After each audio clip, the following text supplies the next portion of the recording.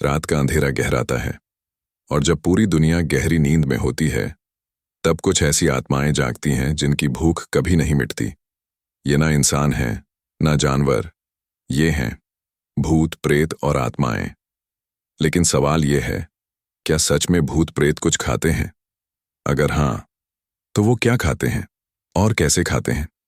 आज हम इस वीडियो में जानेंगे भूत प्रेतों का भोजन कैसा होता है, क्यों होता है और इसे लेकर हमारे धर्म, तंत्र और लोक कथाओं में क्या क्या कहा गया है। बने रहिए अंत तक, क्योंकि जो आप जानने वाले हैं वो आपके होश उड़ा सकता है। क्या भूत प्रेतों को भूख लगती है? हमारे शरीर को भूख लगती है क्योंकि शरीर को ऊर्जा चाहिए, लेकिन आत्मा यानी भूत या प्रेत शारीरिक नहीं होते। फिर भी कई धर्मों में माना जाता है कि आत्माएं कुछ अनुभवों की भूखी होती हैं। हिंदू धर्म में कहा गया है कि कुछ आत्माएं पितृ योनि, प्रेत योनि या भूत योनि में फंस जाती हैं, जिनका मन, वासनाएं और इच्छाएं अधूरी होती हैं। गरुड़ पुराण में कहा गया है, जो आत्मा मरणोपरांत भी अपने भोग की इच्छाओं में अटकी रहती है, वह प्रेत योनि में चली जाती है। ऐसे भूत प्रेत खाने की वस्तु नहीं, ऊर्जा खाते हैं। वो ऊर्जा किसी व्यक्ति के डर, उसकी कमजोर मानसिक स्थिति या विशेष अनुष्ठानों से प्राप्त करते हैं। तंत्र शास्त्र में भूतों के भोजन का रहस्य तंत्र विद्या में साफ कहा गया है कि कुछ विशेष आत्माएं विशेष वस्तुओं की ओर आकर्षित होती हैं, जैसे मांस। कई मान्यताओं में कहा गया है कि मांस या रक्त की गंध से नकारात्मक ऊर्जा आकर्षित होती है। शराब। कई तांत्रिक प्रयोगों में शराब का उपयोग भूतों को बुलाने के लिए किया जाता है। नींबू, मिर्च, अगरबत्ती, ये वस्तुएं आत्माओं को शांत करने या भगाने के लिए होती हैं, लेकिन कुछ प्रयोगों में उन्हें बुलाने के लिए भी उपयोग किया जाता है। रात्रि के समय चौराहों पर रखे गए खाने को कभी न छुएं। कहा जाता है कि वो खाना प्रेतों को समर्पित होता है। आत्माएं कैसे खाती हैं? भूतों के पास शरीर नहीं होता, तो क्या वो भोजन खाते हैं? नहीं, वे भौतिक भोजन नहीं खाते, लेकिन सुगंध, ऊर्जा और भावना को अपने अंदर समाहित करते हैं। भूत सूक्ष्म शरीर में होते हैं।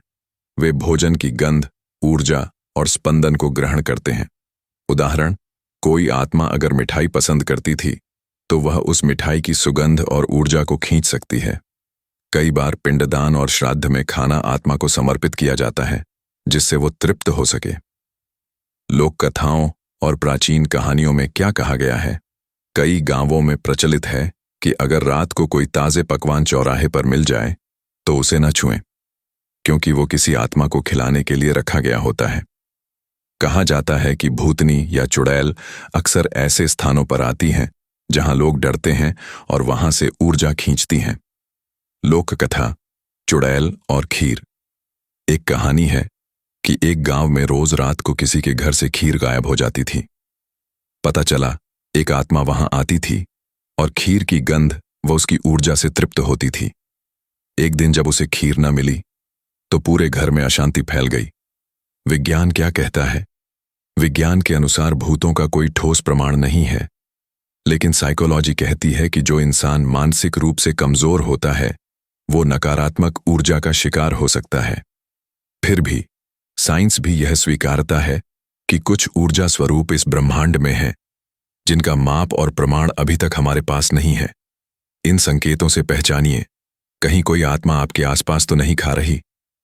बिना कारण किसी विशेष खाने की गंध आना, अचानक थकावट या कमजोरी महसूस होना, पालतू जानवरों का अचानक डर जाना, खाने का स्वाद अचानक बदल जाना, किसी पकवान का बासी होना या अजीब रंग बदलना।